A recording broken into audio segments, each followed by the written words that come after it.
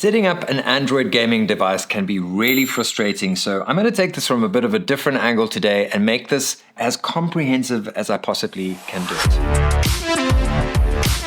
So the other day I did a sort of down and dirty setup guide with the Retroid Pocket 2S, but there were a lot of shortcomings in that because I used emulators from Retroid, I used old emulators because that's the way to get it done as quick as possible.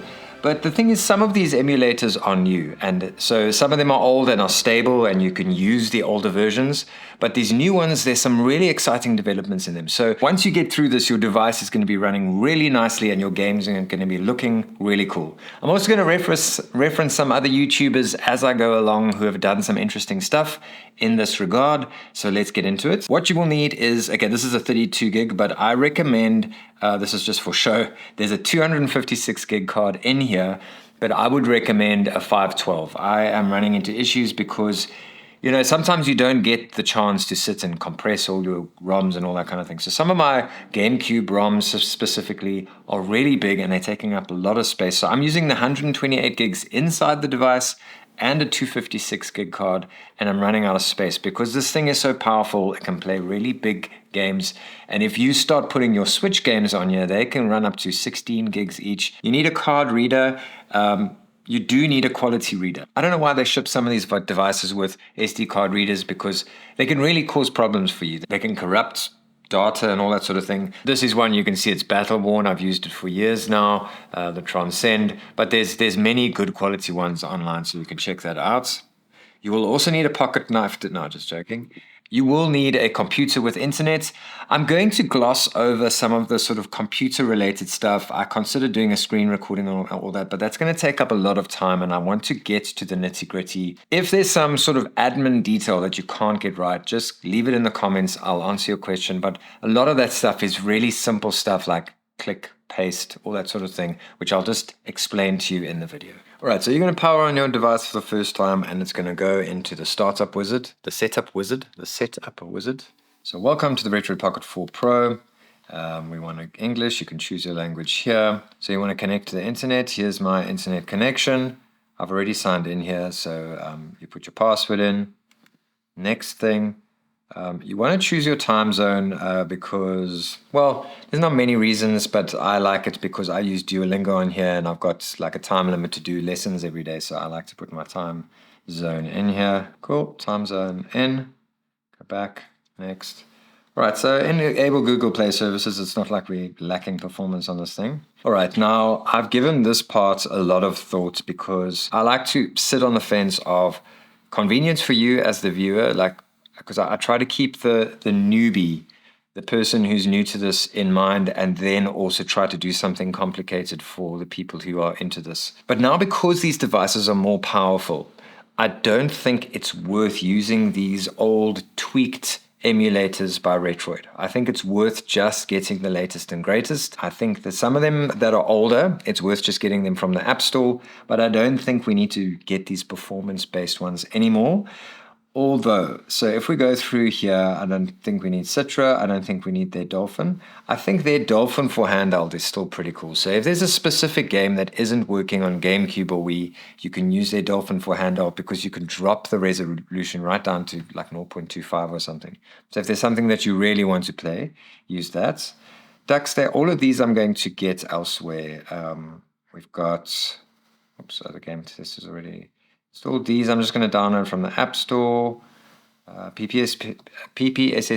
You can get from the App Store. I have the gold version. Please pay for as many of these apps as you can because these people do this for the love of everything.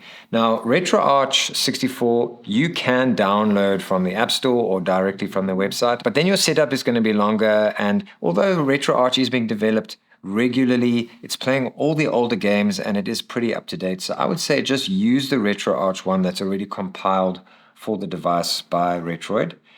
You can add Steam Link if you plan to do some streaming. This I'm going to get from the App Store. You can install EtherSX2. I'm going to recommend, I've compiled a little version of NetherSX2 because it doesn't have adverts and it jumps straight from Daijisho into the game. It doesn't go to the app and then to the game. So I like using NetherSX2. We're going to install that. You can install EtherSX too if you like. And that's that. So we say next. Just going to install those things for us.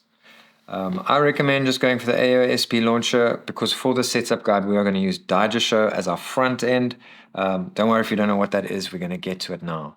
And then we just say start to complete. Then in terms of the App Store, let's go and down all those now. We'll speed this up in the edit. Okay, so we're going to get Drastic. Now, Drastic is a paid app, so please just go ahead and buy it. The next one is Yabasanshiro 2.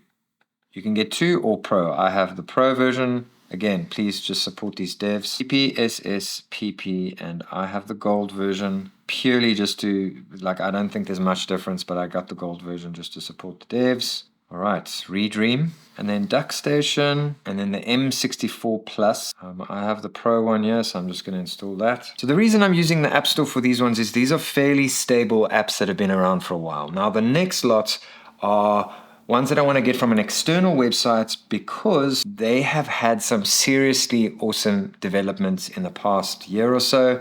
So we are going to go do that now. So for these links, you can navigate to my website on your device. You can just go here and navigate to aidenwalls.com. I haven't put it live on the website yet, so I'm just going to Google them all. So we're going to look for Citra Canary. You don't want to go to the GitHub. Go here to download Citra, manual download. And here you go. Here's your Canary build. Just make sure I got that's nightly. I don't want nightly. I want the Canary build. So we go here and we say Android. Cool, that's downloading. The next one we want is the Dolphin emulator. Also had some nice developments over the last year or so. There you see dolphin-emu.org. Get it there.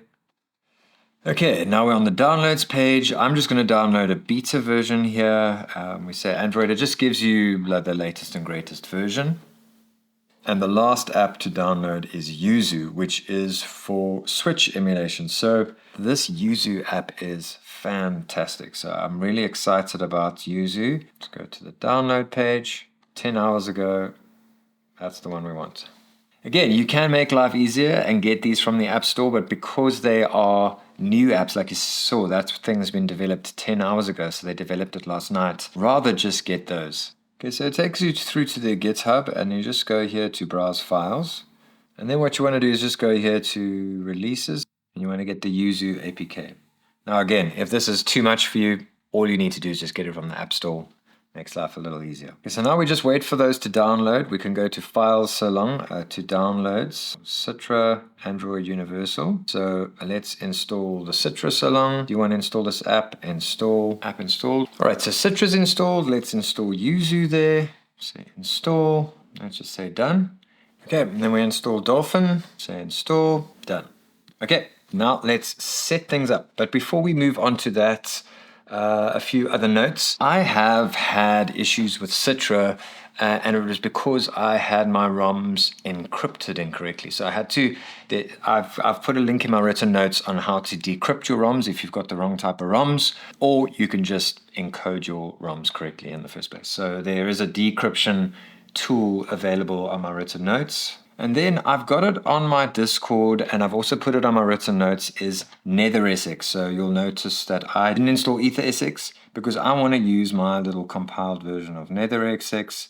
It's here somewhere under Apps and Tools. Put it under Emulators, which would make sense. Okay, this is a slightly older version, but there hasn't been a lot of development on EtherSX. There was a big drama with EtherSX a little while ago. These guys in NetherSX are trying to salvage something. Okay, let's install NetherSX 2. So that's the link provided in my Discord or on my written notes. And then one other thing we still need to do is to download Daijisho, which is going to be our front end, Daijisho. So download Daijisho from the App Store. Okay, now all of the things are downloaded. Remember, this is an Android device, so you can download things like Spotify, YouTube, all that sort of thing. I've downloaded the Edge browser just because I prefer it. You can get your Xbox apps and your Xbox streaming apps on here. I've put Steam Link on here because that's what I use. There's an app now. Go to my written notes. There's an app called Obtainium. And I've also linked in my written notes to Retro Game Core's guide on how to set this up. I just don't want to get into that for this video. I've shown you how to install everything, but what Obtainium does is those extra apps like Yuzu and that we've downloaded from external sources, it'll keep those up to date. So if you get an update last night, the last hour, it will update it for you. So Obtainium's quite nice for guys who want to stay on the cutting edge. For me, I'm definitely putting Obtainium on straight after this, but I think for the everyday user, it's not super necessary. And then Odin Tools, I've also put the link in my written guide. It adds some really cool features like drop-down menu items to help you with a bunch of things, which I will talk about later on in the video, but I want to get into the nitty-gritty now. So the initial Android setup bits. So just a note, the Retroid Pocket 3 Plus had dead spots at the bottom of the screen. That seems to have been fixed here. I don't have any dead spots when I'm using any of the apps in the Retroid Pocket 4. It also makes me think that the reason they couldn't calibrate the screen, because they all said, oh, obviously it's the same screen as a Retroid Pocket 3 Plus.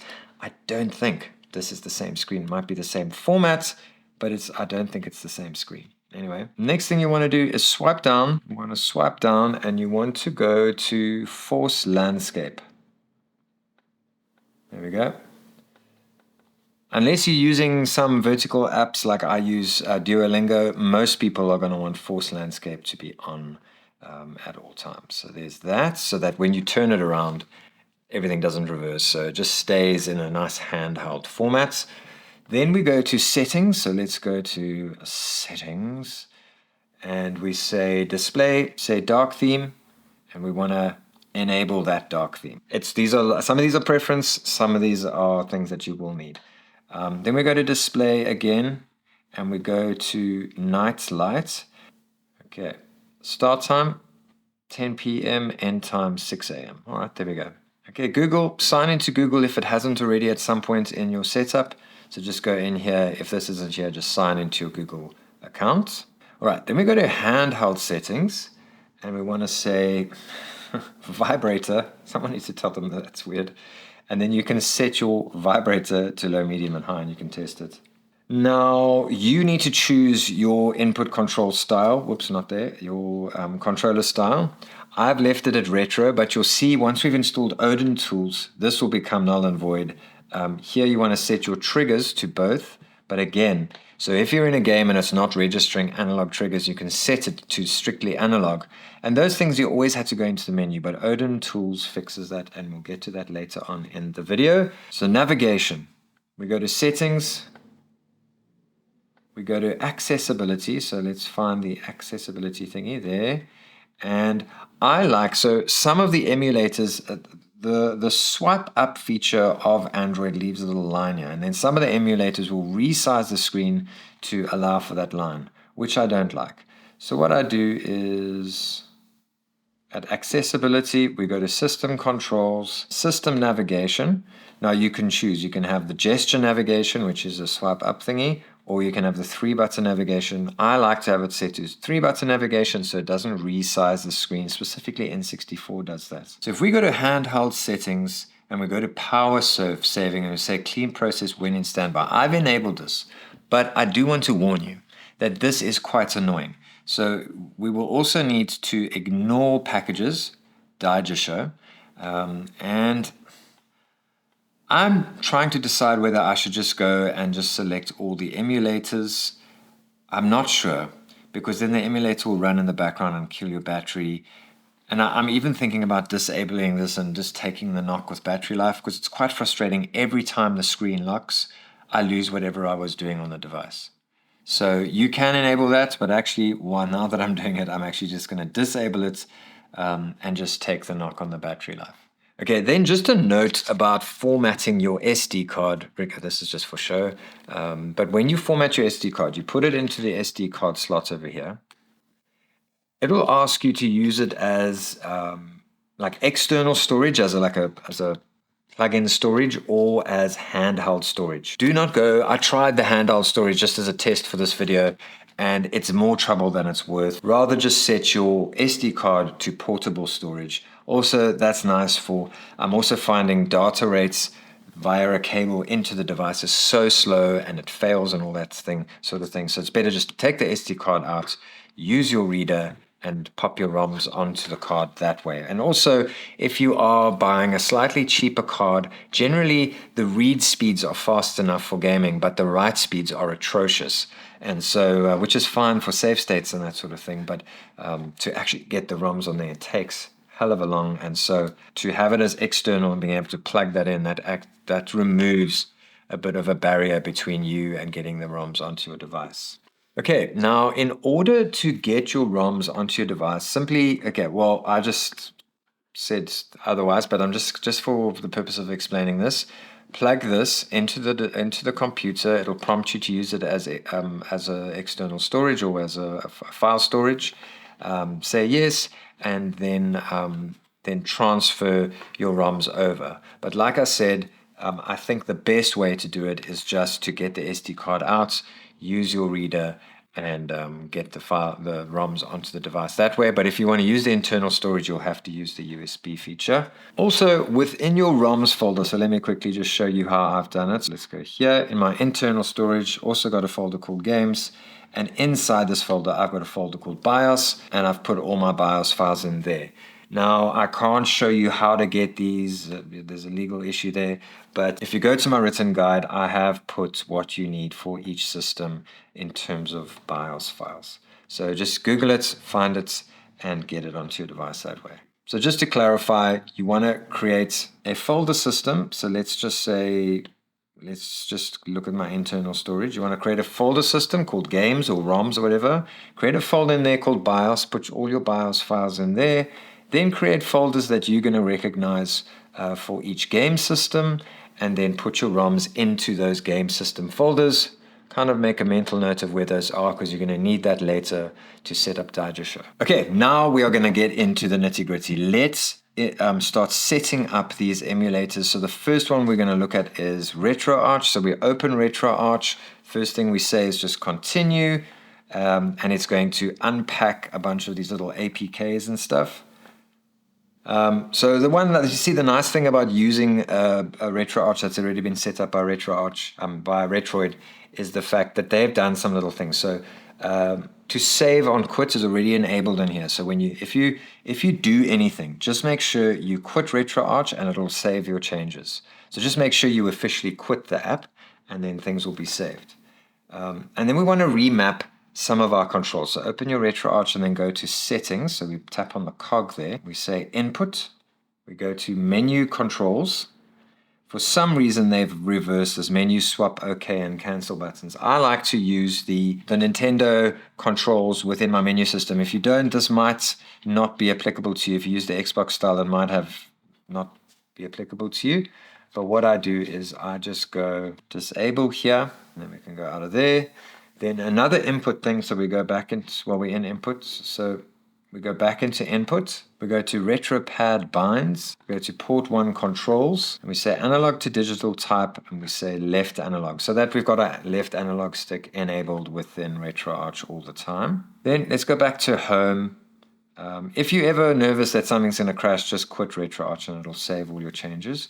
Now we want to go home, and we want to go to online updater. We want to go to core downloader. Now this will take some time. To save you the hassle of figuring out what to download, just download them all. I know which ones I want to download, so I'm just going to start downloading them. Just go through. The files aren't big, so you really can just go and download everything. It makes a little hashtag next to it once it's downloaded. So when you're done, you can just go back and check that everything has downloaded. Just wait a bit. And then you just go through and you download these. So this takes a little while. Make sure you're connected to the internet. All right, so you can see the little hashtag there. Those are all the cores that I've downloaded. If you don't know what you're doing, just download them all, and then Daijisho, the front end that we're going to install, will select the right one for you later. Now we want to disable the on-screen overlay. So what we do is we go back into settings, user interface, on-screen display, on-screen overlay, and just disable that. Now we want to map the hotkeys. So we go settings, input. Now we find the hotkeys section. Now we need a hotkey enable. Now because we use the back button for all the other emulators to enable the menu, or that's what we're going to do to set the system up for you, we're going to make the hotkey enable the back button. So we press and hold. Now the back button will enable our hotkey system. Now hotkeys give you shortcuts to various things throughout your gaming experience. So now menu toggle, we're going to do select. So hotkey, back button, select will now be your menu button. If you want a quit controller combo, I like L3, R3 as a quit combo. So let's enable that. So I like to keep things simple, and I like to do a load state on L1 and a save state on R1, and then that will follow through later on in the system as well to create that unified system that I've sort of promised with the setup guide. So that's that. Okay, so now we want to go into settings, and we want to scroll down to achievements. So Daijisho does have a retro achievement section, but I just find it doesn't seem to work through from Daijisho to RetroArch. It seems that you do still need to sign in RetroArch. And then just make sure hardcore mode is disabled because it causes issues with some of the emulators. And then again, remember to quit RetroArch and it'll save your settings. Okay, so moving on to Duckstation, which I'm going to use for PS1. It's a preference thing. You can also use RetroArch. So we go to Next. I'm going to set this up. I'm going to say resolution. Now we can go crazy because we've got so much headroom on the processing power. So I'm going to make it to 1080p.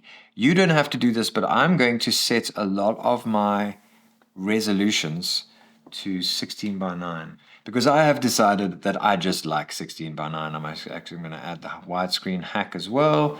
Then we're going to import our BIOS. It will tell you no BIOS found. Okay, so let's go here.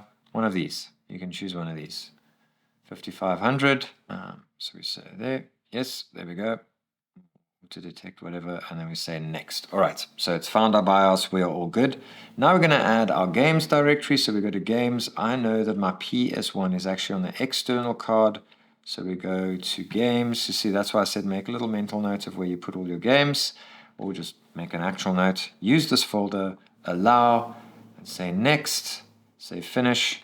It's going to scan and find all your games. Now what we're going to do is we're going to the top left here. We are going to go into app settings. Here we go. And we're going to go to achievements. And we're actually going to enable retro achievements because we want retro achievements. I like retro achievements. If you go to retroachievements.org and create a login, just make a note of that login. Encouragements as you game. It's just fun. You get little badges and stuff. There we go. We are logged in, ready to roll. Okay, the next thing that I want to do is so we go to controller settings, we go to touch screen, we say single analog thingy, and we say none. We remove the touchscreen overlay because we don't need a touchscreen overlay. Then we go to port 1 and we start mapping. It's already selected DualShock, which is what we want. So we say D-pad up, D-pad right, D-pad down, D-pad left. Okay, now it's important to note, okay, I have set, when I'm in the menu system and when I'm in general use of the device, I've set it to the Nintendo layout. So my device is set to the Nintendo layout. Once it needs to be in the way that you are going to use it all the time, then map your buttons. Okay, so triangle is X, circle is A. Because if you reverse it in Xbox, now A is going to be B and it's going to confuse the whole thingy. Cross is B. Square is X, that one, Y. Select there, start there. L1, now I'm going to make it so that it flows with RetroArch. So L1 is actually going to be L2. R1 is going to be R2. And then we're going to not map L2 and R2. We're going to go down, down, down. You can map your L3 and R3 if you really want to. There. And then you map your left stick. Left, right, down, up, left, right stick, right stick, down, right stick, up. All right, and now we go to hotkeys. I am going to do something very clever because I am a genius. So open pause menu, we say back button. So now our back button is our menu button, very similar to RetroArch, which is back and select. So we are on the road in terms of having a similar system. Now quick load. L1, just like RetroArch. Quick save is R1, just like RetroArch. And then we are done for Duckstation. That's that. Okay, so let's go out of that and let's go to M64 plus FZ Pro. I've already set that up, so I'm going to just set the normal one up, which is probably the one you're going to use. So we just say next. Now we want to add our ROMs, so we go select folder, N64, so games, N64, wherever you put your games, you say use this folder, you say allow, and you let it scan. This takes quite a while. So let it do its thing. Okay, once you've replaced your Earl Grey with Rooibos, you have seen that all your games have loaded. Go to the little top left menu thingy, go to settings, go to display, and we're going to increase our display to 1440 by 1080 because we can. Then if you want to, you can go to screen scaling.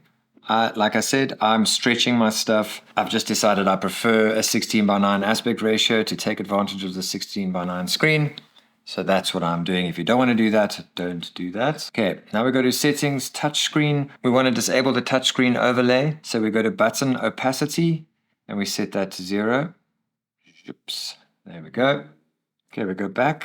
We want to go into the menu, then we go to profiles and we go to controller. Now we want to create a new profile. You'll see there's no profile here. We go to new and we say it's called Odin. You can call it Odin if you like, and remember me lovingly every time you use the profile. Okay, so L, remember my little trick. So I'm going to do L2 for L, R2 for R, and Z we're going to make L3, you push the button in here. S is the start button.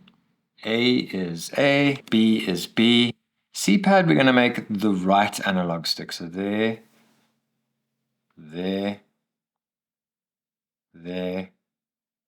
and up. Boop. Then D-pad, obviously the D-pad, which is the D-pad. This is a D-pad, so we're doing the D-pad. There, and then analog is our left analog stick, so right, left, down, up. Okay, now, so to create the similarity with RetroArch and the rest of the system, save slots, R1, load slots, L1. Okay, so that's done. Now we go back, and we want to select our profile. So we're still in settings. We go to select profile over here. So profiles, select profile. We go to controller 1 profile and we look for Odin. We say yes. And then here, the only real thing that I would recommend if you are having performance issues, which I doubt you'll have, is to reduce that screen resolution. Okay, now we're going to set up our 3DS, which is Citra. Now remember we downloaded the Canary version of Citra. So we say get started. We say grant permissions. We say allow. We go to next, we say grant permissions, we say while using the app, next, grant permissions while using the app, next. So now we're selecting the user data. So I just use the ROMs folder for this. It's already there, 3DS. So you navigate to your 3DS folder, you say use this folder, say allow, say OK. There we go. Next, now we add our games. Same folder, just going to use the same folder so everything's in the same place. So if I ever need to move save states over or anything like that, it's all there. Yes. Okay, so we're going to tap the top left. We're going to go to settings. We're going to go to gamepad, and we're going to map our buttons. So action buttons are the same because we are running the whole system in Nintendo mode. All right, select button, start button, circle pad. We are going to do the left analog stick. So this was the up-down axis, the left-right axis. C-stick is the right analog stick, so up-down, left axis. All right, and then our D-pad, up-down, left-right. So you can just press left or up or whatever on that axis. All right, and our triggers, what we are going to do here is we are going to go with normal triggers here. R, Z, L, because you can't map those for saves as far as I know. All right, so swap screens, I'm going to do L3, and then cycle landscape, I'm going to do R3. So that's going to give you all the different formats. That's quite a nice new feature in this latest version of Citra. Okay, then we go to settings, we're going to go to graphics, and we're just going to make sure that Vulkan is enabled. This is one of the performance tweaks. You can switch between Vulkan and OpenGL. All right, and then while we're here, we can set the internal resolution. And I'm going to set it to 2x. I tested 3x and I couldn't see a noticeable difference. And again, this is one of those places where you can change this if you are finding any performance issues, because I am finding that 3DS is not perfect on this chipset for whatever reason. I thought we would just have seamless 3DS gameplay, and it's not the case. So you might want to switch to 1x resolution on some games. So now what we want to do is we want to open a game. So let's open a game. So we press the back button, we go to overlay options, and we say show overlay. Disable that. Now the overlay is gone. And then also just a reminder in the performance tweak. So drop the resolution to 1x, switch from Vulkan to OpenGL, and also don't forget that this has standard performance and high performance if you are having any issues. If you really do have a game that you really want to play, there is an app called Citra MMJ. It's a very old version, but it is built for lower spec devices. The Nintendo DS is with Drastic, the paid app. Say OK while using the app. Install shortcut to your desktop. No. So we're going to go to change options, external controller. Then we select key mapping and we say no mapping. All right. Okay, so we're going to map control and you follow the prompts. We're going to go X, Y, B, A. Now we're going to do that little trick again. So R2 for R, L2 for L. We're going to do start. We're going to press start button. We're going to say select for select. This is your D-pad. So up, right, down, left. If you make a mistake, just tap it again and do the mapping all over again. Now we do map special. So we're going to do L3 for the screen swap. We're going to skip for fast forward. So here is where we keep that whole system going. So R1 is quick save. L1 is quick load. Open menu, we're going to press the back button. Up left is your trigger, your analog stick. So up left. There we go. Up. There we go. Up right. I don't think it registers this here. So we just say skip. Down left. Down right. I'll just skip it.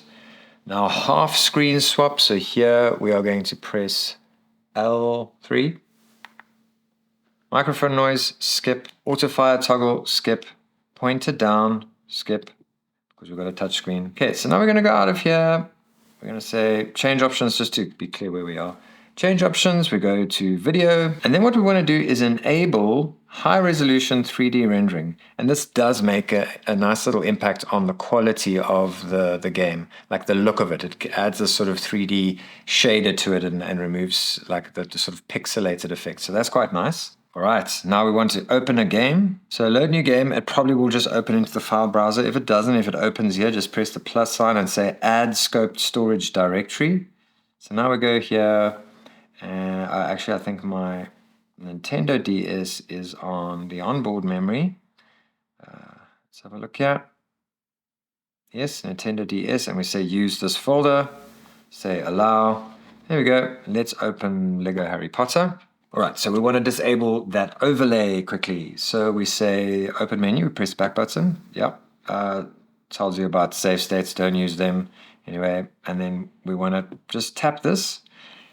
With Drastic, I do find that it's mostly a per game basis. So you might have to do this every time you open a game. I haven't really figured out how to do it any other way. If you know, please leave a comment. The next little setting is it's up to you. You can do this. So this is that sort of screen half swatch, which is 1 and 2, 1 and 2, 1/2. And then you can switch between the two screens. Some people prefer to have a big screen with one side by side, all that sort of thing. So we're going to go menu. We're going to go menu. And we are going to go screen layout. And I like the landscape ×1. So you have a small one there, a big one there. That's what she said. So now we want to get rid of this little triangle. So we press the back button. We go to menu. And we want to go to options, virtual gamepad, menu button position, hidden. And that is done. And then here, I doubt you're going to need any performance tweaking, but you can disable that high resolution 3D rendering option. All right, so next is PPSSPP for PlayStation Portable. That's a lot of P's. I'm going to use PPSSPP Gold. We're going to say continue, say OK. So now we're going to choose our PSP folder. I've already navigated there. It's on my external SD card under folder games, under PSP. So I say use this folder, I say allow. Already contains PSP data. That's because this is the third time I'm setting this up. So let's just say OK. You might not get that option. Now we're going to go to settings. We're going to go to graphics. And here you'll see I have set my rendering resolution to 4x. You really can go crazy here. I saw Rob from Retro Tech Dad set it to something like 8 times or something. And he did see a difference because some games have got a lot of detail in that. Bumping up that resolution in a game like Ridge Racer made a big deal. So you can play around with that. Then we're going to do the controls. So on the left, we go to controls. We go to control mapping. I'm just going to clear all, just so that we can go through this. It might map itself, but let's just go through it. So we go D-pad up, D-pad down, D-pad left, D-pad right. Now circle button will be here, X button will be there, square button will be there, and triangle button will be there. Right, and then start is start, select is select. Now we're going to stick with our thing. So L1, L is L2. R is R2. Analog up, let's do our analog stick. PSP only has one analog stick, more like an analog nub. Right. Pause, we're going to use the back button. Save states, R1. Load states, L1. Then on-screen touch controls, that will be enabled. It's stored my settings from before, so disable that. Now we can go to tools. That retro achievements account you created. You can put the login details here. I see it saved my login details, so my Aiden Wars account is all ready here and rearing to go. Performance tweaks, you're not really going to have an issue here, but you can reduce your resolution maybe. And the other thing, go back to graphics, and for back end, just make sure that Vulkan is selected. There are spreadsheets on which is better, so that is another performance tweak thing. Some games run better on Vulkan, some games run better on OpenGL, but there we go. PPSSPP is set up. Now we're going to do Dreamcast, which is Redream. Here's our Redream emulator. We're going to say continue. Okay, so now we go to library and we want to add directory. This is your games directory. So you navigate, mine's on my external card, games, Dreamcast, and I say use this folder. It is going to load all my Dreamcast games. Now at the top, we're going to go to inputs. This is a really good emulator. So here it's currently set to touchpad. So it's actually picked up the Retroid Pocket controller here. Now delete the action button mapping. So our A, B, X, Y, all that stuff. What's nice is it's got a picture of the controller and it shows you what the buttons are on the original controller. So if you look at A is this button. So A is B. B is A, and your X is actually your Y button. Y is actually your X button. And then just a note for Dreamcast. Dreamcast was one of the first, I think it was the first system with analog sticks. What I have noticed, so now I just tested it, and it sets this to the incorrect thing if your triggers are set to both. So you need to set your triggers to analog. So go back into the settings, but you'll also check Odin tools will allow you to do this easily like I just did now. So just kind of ignore that for now. But what you need to do is set your triggers to analog and then map these. So left trigger is L2. There we go. So let's just delete that. Now you'll see it says axis, which means it's got an axis because it's analog. So there, now it's registered as a analog trigger because there are games in Dreamcast that do register analog trigger inputs. And the rest should be fine if it did pick up on the Retroid Pocket controller. If it didn't, map all of these. Okay. And then under the videos tab, I am going to just say 16:9. This emulator does allow for full screen hacks, and you do that on a per game basis. So you can go into games and per game, you can set it to do the full screen hack. I'm just going to set it to 16:9 because I am a savage. Yabasanshiro for Sega Saturn. We want to say continue. We're going to say start. We're going to let it update. We're going to clean our screen. Okay, so you can create an account and back up your data. You can say accept. I'm just going to decline for now for speed's sake. So we're going to go here and we're going to look for select game directory and select game directory. You can see I haven't added anything. That's just their folders. Here's my Sega Saturn. So games Saturn. So I'm going to say use this folder. I'm going to say allow. and say OK. The next step is to enable autosave states. So we're going to go in here, we're already in settings, so we're going to look for enable autosave state. So automatically saves the state upon exiting, which I like. So when you exit, it will save. Now we're still in settings and we are going to go to player 1 input device. Here is our player 1 input device. Okay, so we're going to edit our key map, which is here. Now we're going to map our buttons. So up, down, this is D-pad, left, right. L trigger is L1. R trigger, R1. Start is start. A, now remember this is a Sega Saturn, so A is going to be Y for our 3-button setup. B, A is going to be C. X is going to be X. For the Y button, we're going to press in L3. For the Z button, we're going to press in R3. For the analog X, that's the X-axis for our analog stick. Now you've got to be very careful because this is very sensitive, but X-axis, Y-axis. If that double registers or something, just go back and do this again, unfortunately. Okay, so analog L, analog R, so that's L3 and R3. Menu button, we're going to press back, and that is done. And that is Sega Saturn set up and ready to roll. Okay, so we've installed Nether SX2.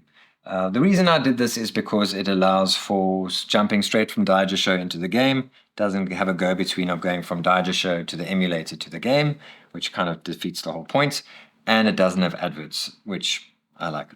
Okay, so we're going to open Nether SX, and we're going to immediately add our game directory. PS2, add this folder. So I see the whole startup thing hasn't shown here, but I have shown it in my setup guides. So in the beginning, you want to select the optimal safe because this is a higher performance handheld. It asks you about your aspect ratio. If we go into the menu and we say app settings and we go to graphics, you'll look here, there. I am going to set mine to 16:9. As I mentioned, I am a wild savage. And then we go up to GPU renderer.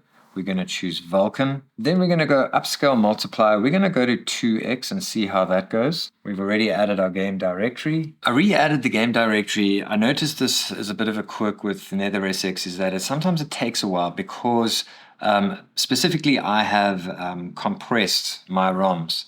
And so it takes quite a while to scan this. So I'm just going to let this run and I'll come back and film the rest. Okay, so now they have properly imported. Sometimes it's a bit glitchy on that, so I just made sure that that is done. Okay, the other thing we need to do is import the BIOS, otherwise things are going to get... So let's go to app settings. We can go here to BIOS. We can import our BIOS. I think I've put it in a BIOS PS2 folder. There we go. Let's get... There we go. I just wanted to get the US one because most of my ROMs are US. Not sure if it's going to make a difference, but just made sure that they have the right BIOS file installed there. Now we're going to do the controller settings. So we're going to go to controller settings. We're going to go to touchscreen, and we are going to disable this. So none for touchscreen controller view. Now we're going to go to controller port, DualShock 2, yes. And then we're just going to map everything. So D-pad up, D-pad right, D-pad down, D-pad left. Triangle is your X button. Circle is your A button. Cross is your B button. Square is your Y button. Select. Start. Now we're not going to switch our L1 and everything here. We don't want to over confuse the issue here. L2, there we go. R1, R2, L3, R3. Analog toggle, you can leave that. So left stick up. There we go. Just make sure that was a bit weird. Right. Left stick down, left stick left, then right stick up. Let's do that again. Right stick right, right stick down, right stick left. Okay, so there's nothing else for us to do there. And then for your performance tweaking, so you will probably need to tweak a bit of performance here. For some reason, PS2 is not perfect yet, and I unfortunately think it has more to do with the emulator than it does have to do with the processor. But you can go into, I think it's system here, and you can drop the EE cycle rate. You can go down to 50%, and you can drop your resolution. This one has a nice handheld resolution of 0.5. It's going to really drop your resolution. It's going to look pretty bad, but it is available to you to tweak it a little bit. Other performance options are, there are 2 versions of EtherSX out there, and I've seen other reviewers, specifically Rob from Retro Tech Dad and Russ from Retro Game Core. Those 2 guys have seen varied results. I haven't done my full game test yet, but varied results between those 2 different emulators. So now we are going to set up the Dolphin emulator. Remember, we downloaded this from an external source. We are going to say continue. Enable statistic reporting. You can say no. I'm just going to say yes. Now we are going to add our games. So under the Gamecube logo, we're going to go look for games. We're going to go find our Gamecube games. We're going to say use this folder. We're going to say allow. Now we go to our Wii section. We go to games and we go all the way down to Wii. And we say use this folder. We say allow. Now those 2 thingies are enabled. Okay, now we tap the cog at the top right so that we can do other things. We're going to say config. We're going to go to general. We're going to scroll down and we are going to enable save state. Now we're going to go to graphic settings. We are going to enable the video backend to Vulkan. We are also, if you want, like I said, I'm insane. I'm going to make it a 16:9 because I just like it that way. Now we're going to set our inputs. So we are going to go to GameCube input. We're going to go here, GameCube standard controller. So we're going to go there. We're going to press the little cog. Oh, there we go. It's picked it up. You see, you can create profiles here. Now, specifically, the reason this is useful, and I'll do this when I talk about consoleizing the device in a later video, is you can create different profiles so that when you're using your external controller, you switch to that profile and you don't have to remap the thing every single time you use a different controller. Okay, so A is A, B is B, X is X, Y is Y, Z I'm going to do L3, start is start, control stick, left analog stick, down, oops, down, there we go. Oh, let's try again, down, left, right, and then we're going to do the C stick, which is our right analog stick, up, down, left, right. And there we go. And now we're going to do our triggers. So we've got L, R, analog left, analog right, D-pad.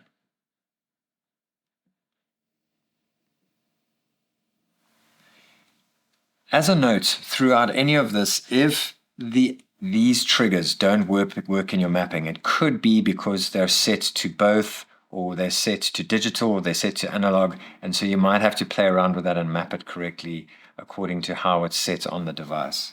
All right, so that is GameCube. Now we're going to do Wii. Now, I've decided I'm going to probably do a whole video on this because Wii input is quite complicated. So I'm going to set it for in sort of a landscape mode for specifically because I want to play Super Mario Bros. On here. So let's go to buttons. A, B. No, I'm going to do 1 there. So L1. 2 is R1. Minus, just like the switch. Plus, so select is minus, start is plus, home, let's set home to L3, D-pad up, D-pad down, D-pad left, D-pad right. Okay, so motion, so I'm not going to say anything about that yet, but motion simulation, I've set the pointing to the left analog stick for up, down, left, right. I'm not sure if that works actually yet, so I want to do a bit more research on this. Motion input I'm going to enable. So what I did find when I was playing, before I deleted all my settings for this video, is I could do this sort of thing in game and use the gyroscope in the device to play Wii games. And so I'm going to enable that, and that does help a little bit in games.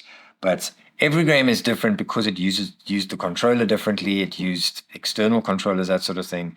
So I'm going to do a little bit of research on that. I'm going to release a video on that soon. Performance tweak, try OpenGL instead of Vulkan.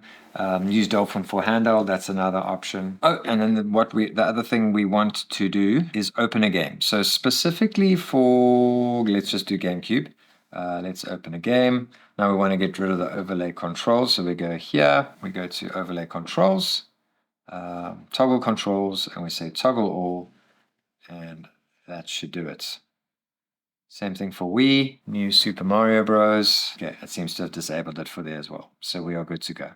All right, so that's Wii and GameCube done for now. And then the most exciting part, which I nearly left out of this video, is Yuzu. So Yuzu for your Switch emulation. Now Yuzu is surprisingly easy to set up. So we go to get started, we say grant permissions, we say allow, we select keys. Now I've mentioned in my show notes that you do need these prod keys.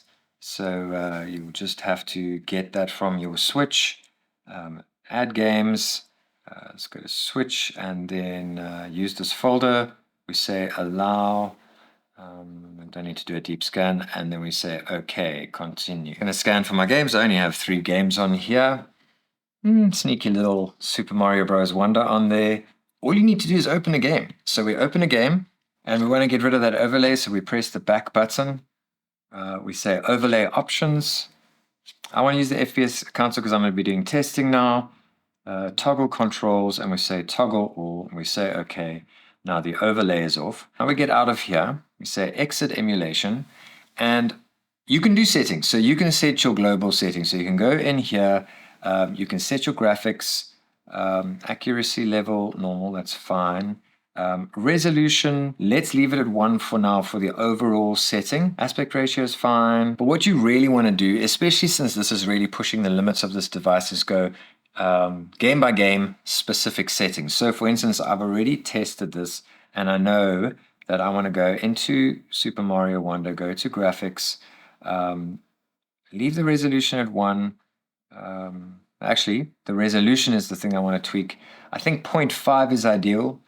I hate low resolution, so I'll rather deal with a little bit of glitchiness and go 0.75. And then we go to system. And some games just work in docked mode. So you can toggle between docked mode and set your resolution per game. And then each game will be set specific for its performance, because you're really going to need to tweak to get the best performance out of Yuzu. But it is insane. I have been playing Super Mario Bros. Wonder on a small screen on a compact device. It is the smallest device in the world that plays Super Mario Wonder. It's crazy. I can highly recommend it. All right, moving on to Daijisho. So we have downloaded Daijisho. All right. So we just say continue to allow all the thingies. We're going to download platforms. So whatever games you have on your SD cards, you download those platforms. So I think I actually got all my Atari games on there. And that is it. So we just say import. And now make sure you're still connected to the interwebs, and it will download all of those things. If you find during the process you're like, listen, it's just not syncing a certain thing or downloading artwork or whatever, you go into settings, you go into library, and you say sync entirely, and it will just try and sync everything up for you. And the other thing regarding the library that I found very useful, this is something that I learned now with this setup, is here we go to, we're in library, and then clear all disjointed items. So when you're setting up, let's say you find a ROM, it's broken, you delete it, and you put another ROM on. What can sometimes happen, it syncs, but it leaves the game in the library, and then it just is a dead link the whole time. So just confirm that you want that on. Clear all disjointed items, and it'll remove any games that aren't working, basically, that aren't linked up to something. Appearance. So we want to make this thing look cool. Let's go back again. Appearance. I want to go to download platform wallpaper pack. Oh, there we go. I chose Angle. I think it's a new one. I just enjoyed it. So there, Angle. If you want to view them, I've put a link in my written notes where you can actually go view all of these packs, so that it is a little bit easier. I find it take quite a long time to load on my browser for whatever reason. But anyway, you can go view them in your browser, check them out. Okay, now that is downloaded, hopefully it's starting to load here so you can see it. I don't know why, I just like this one. Back into appearance. I like the dark theme, so let's enable the dark theme. It said followed system, so I think it's already in, obviously it is already in dark theme because I have dark theme set for my Android. Okay, navigation. Search hotkey, there isn't a search hotkey, so this is something to remember. I actually forgot while I was using it that I did set a search hotkey. Just select as my search hotkey. Press again to register. There we go. So now I can search for games with a hotkey. That's quite nice. And your home page will be set by default to widgets, which we'll set up just now. But that is quite nice because then you sort of curate your library of current games that you're busy playing. So we'll do that just now. Just now is a South African thing, by the way. Retro achievements. So we go to settings, we go back, we go down to retro achievements, and we're going to go in here. Fortunately, because of the setup guide, I remember my login details off by heart. So there, next. Okay, and then we are into retro achievements. I find that it doesn't actually work. I find that I have to go in and sign in RetroArch as well. Okay, so the next section is to set up your platforms. Now, it's very important at this point. So I do get comments about stuff like this, and guys are confused. They don't know why things aren't working, and I think it's because they aren't following these setup guides step by step. So what I mean by that is you need to first do your emulator setup. You first need to set up your Yuzu and all those emulators first before you do this, because if you haven't downloaded the cores in RetroArch, if you haven't done all those things, you haven't synced up the files with some of the emulators, this will not work. So very important, if you haven't done that yet, go back into my video and do that now, please. Okay, thank you. Okay, so now we got NES. So let's go here. So the first thing we're going to do is look for the folder. So you should remember where your NES folder is. I think it is on my onboard memory. So let's just go here. Have a look here. NES, that's correct. And we say use this folder. Say allow. And we sync. Now, this should just default use a core from RetroArch. Let's just double check. So you, for setting up the cores, you just tap this little pen icon here. Nestopia, I definitely downloaded that, so it should be fine.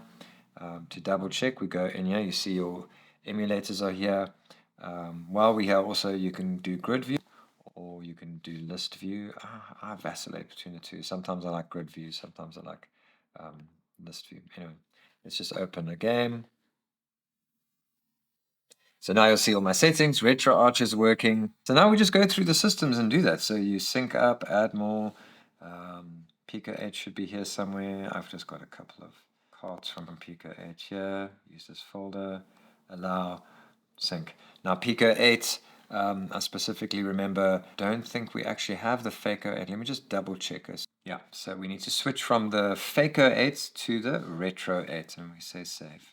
All right, and you go through this and do all the things. I'm going to mention the systems that need an emulator change as I go through this. Now, PlayStation 1, it's auto-selected Duckstation. If you want to use RetroArch, you can go in here. Just remember to use a RetroArch 64 core, and that will work fine. Just a note, TurboGrafx 16 is the same as PC Engine, in case you are wondering. With Switch, just make sure that Switch has actually selected Yuzu and not Skyline. So now Gamecube is auto-selected Dolphin handheld. So I'm going to go look for GC, Gamecube, and we are going to choose org.dolphin.emu.dolphin.emu. That should be the correct one. So save. org.dolphin.emu.dolphin.emu. That should be the correct one.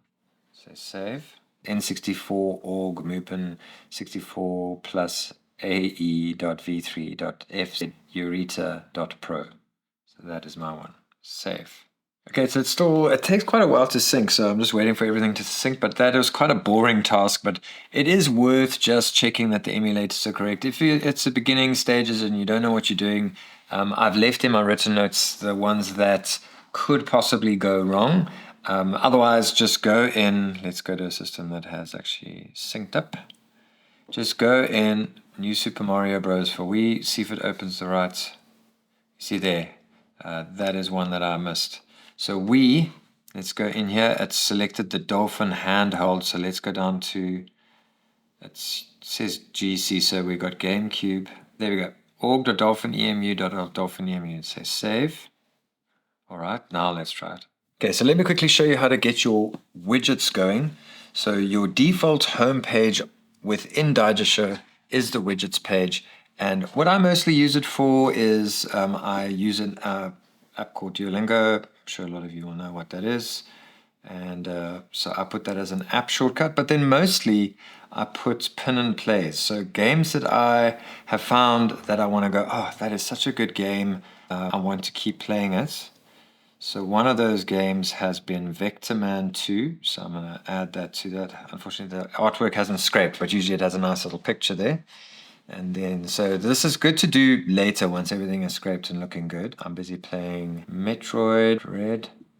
Okay, so that's kind of how it goes, and you can do other things here. You can add your retro achievements, and I'll give you a thing here. But like I said, it doesn't seem to be logging in, and I'm not sure why. And you can even do a random game pickup. So you can say entire collection. If you're feeling confused in life, just pick the random game picker. And that's kind of how I roll with this. The other thing that I want to show you is how to make Daijisho your home app. So you want to go into the settings of your device and go to apps, and you want to go to default apps, and for home app you want to select Daijisho, and Daijisho will be your home app. Okay, so the next thing I want to show you is Odin tools. So if we go in here, you see Odin tools. I've been using it up until now. It's mostly set up for you, but I'll show you how I have now tweaked it in a few small ways. Controller style, I've removed disconnect. Disconnect, I think, is going to be useful when you start consoleizing the device, but I've removed it so that I've just got Odin and Xbox. So it switches the action buttons between Xbox layout, where the A button is here, the Y button is there, and then it switches it around for Odin, which is the Nintendo mode. Okay, so we save that. L2 and R2, you want to be able to select these. So I'll show you now the drop-down menu. Single press home button. This allows you to just press the home button and get out of what you're in, and it goes straight to Daijisho, because Daijisho is now our home. If you don't like that, if you like it to give you a warning before you press home, then disable that. And here you can actually set the screen saturation. So that is really cool. So that's Odin tools. With the drop down menu, you've got your controller styles. There you'll see Xbox and Odin. You've got both analog, digital, both. And then you can go into the Odin tools to set your saturation as well. And if you want to change that home button setting. Okay, now this is a cool thing that I like to do, and it is my favorite retro shaders, specifically for the RetroArch systems, so that your games get a nice retro look to them. It kind of justifies why I like to do the 16:9 thing on this device with a 16:9 screen. The filters kind of finish that all off. So let's get into it. Okay, so we're going to start with Game Gear. Let's open a game there. Now, you might not like this. If you don't like this, then don't do this, but I think it's pretty cool.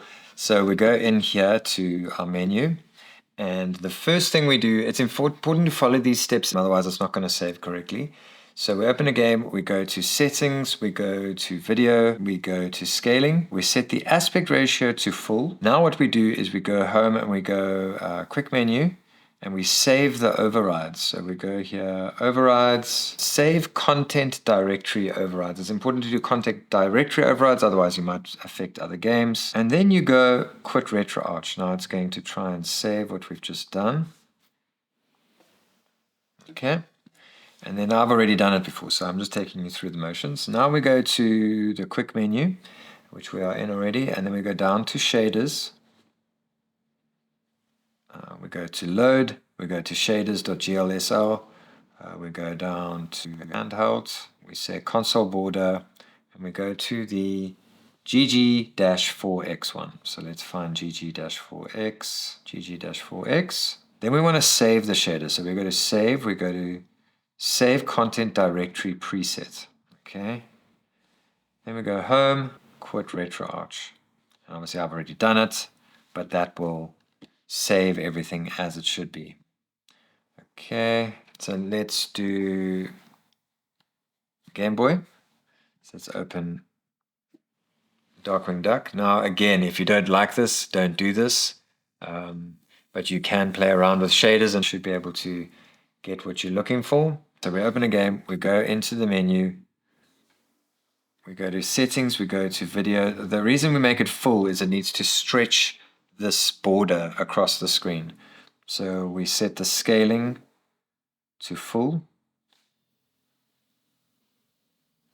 Then we want to go to overrides. So we go home. We must be in the quick menu and we say overrides, save content directory overrides. We go home and obviously I've already done this, so there's no overrides to be saved, but then you say quit RetroArch. Just follow the steps and you will come right. We want to be in the quick menu and we want to add the shader, that border of mine. So we go to shaders, load, we go to shaders.glsl, we go to handheld, content border, and the content border we're going to use is DMG-4X. So DMG-4X, we want to save that, so we save it as a content directory, and then we want to go and quit RetroArch to save our changes, open the game, and you should have that all set. All right, let's go into Gameboy Color. All right, so we go into the menu, we go into settings, and again, we want to set the scaling to full because we are going to use another one of those cool little border thingies. So aspect ratio, full, there. And then we want to save an override. So we say quick menu,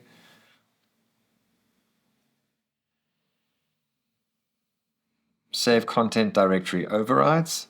Then we go home and we quit RetroArch. So open that up again. Now it's full screen. We're going to go into the settings again and we're going to find, so we're in the quick menu, we want to scroll down to shaders, we want to load. Then we go to shaders.glsl, we go to handheld, content border, console border, and then we go to the GBC4X. So we go for GBC4X-4X, okay, there we go. So now we want to save the shaders, so we're going to save, we say save content directory presets, and we just want to quit RetroArch to allow it to save.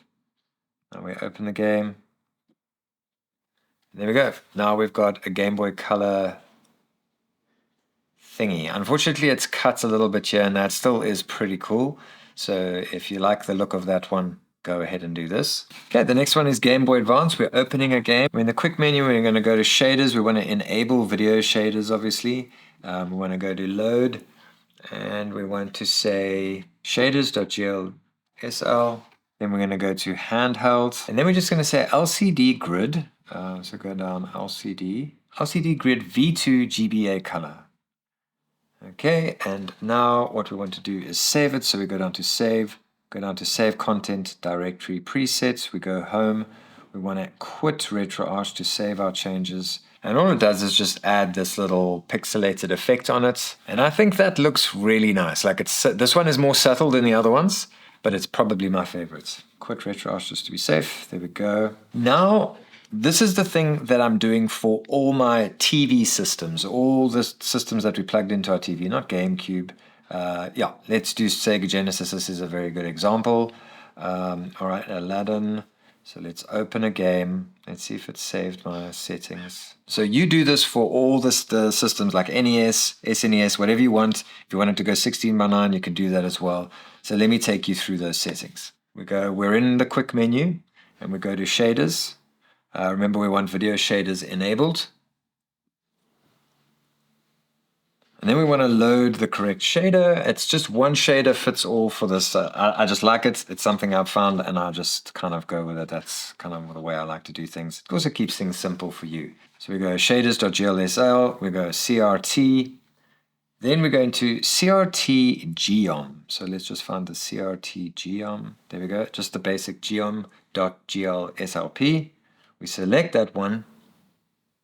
Now we're going to get a little bit sneaky with this one. We're going to go to shader parameters, and we're going to find CRT geom curvature toggle. So the curvature toggle, we're going to set that to 0. Now we're going to save it. What that's going to do is it's going to, it curves the screen, which I don't like. We're going to remove the curvature. Now we're going to say content directory presets. Then we're going to go here. We're going to quit RetroArch just to save what we just did. Now we're going to open it again. Now this has saved my settings from before, but if you are busy with this, it's not going to be 16:9 yet. If you want it 16:9, do the next step. So we're going to settings, and we go to video, we go to scaling, and here we go aspect ratio full. Now we go home, make sure we're in the quick menu, we go down to overrides, and you want to save content directory overrides, and then home and just quit RetroArch to save your changes, and then it should look the way that I have it now.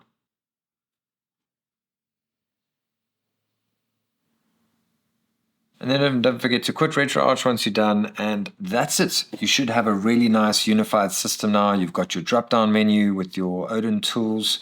You've got colorful retro systems. You've got all your high-end systems running there as well. So if you have any questions, let me know in the comments. I'll be happy to try and answer them. Thanks for watching.